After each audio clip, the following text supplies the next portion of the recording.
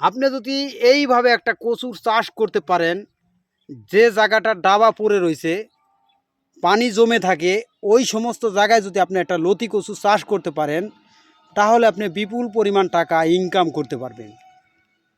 কারণ জায়গাকে খালি না রাইখা আমি মনে করি এইভাবে একটা লতি কচু চাষ করতে পারেন।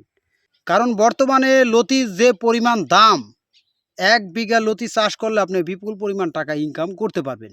উঁচু জমিনে যদি লতি কচু চাষ করতে চান তাহলে আপনার পানি দিতে হবে, আর যে জায়গাটায় পানি জমে থাকে ওই জায়গায় যদি লতি কচু চাষ করেন তাহলে ওই জায়গায় কিন্তু আপনার পানি দেওয়া লাগে না।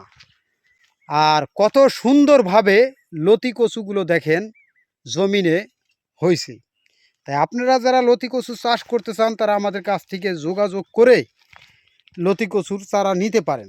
কত সুন্দরভাবে মোটা তাজা হয়ে লতি বের হইতাছে।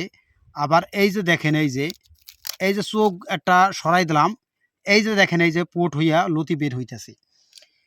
তা এইভাবে লতি আপনার বের হবে আর প্রচুর পরিমাণ লতি আপনি বিক্রি করতে পারবেন। তাই এইভাবে লতি কচু যখন চাষ করবেন আপনি শুধু পয় পরিষ্কার রাখতে হবে।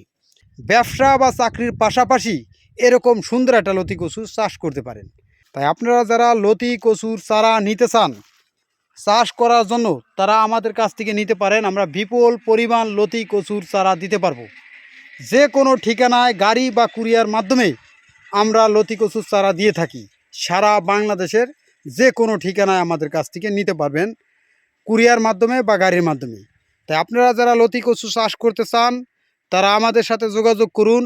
আমরা বিপুল পরিমাণ লতি কচুর চারা আপনাদেরকে দিতে পারবো জমিনে চাষ করার জন্য। যে জায়গাগুলো খালি পড়ে রয়েছে, ডাবা এলাকা, পানি জমে থাকে 12 মাস কাল, আমি মনে করি ওই জায়গাকে খালি না রেখা এইভাবে সুন্দরভাবে একটি লতি কচু চাষ করতে পারেন, যা সারা বছর আপনি সেই জমিন থেকেই লতি বিক্রি করে বাড়তি টাকা ইনকাম করতে পারবেন।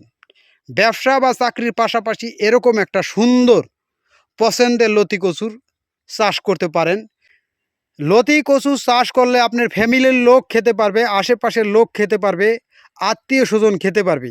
খাবারের চাহিদা মিটে বাড়তি টাকা আবার ইনকাম করতে পারবেন হাট বাজারে বিক্রি করে।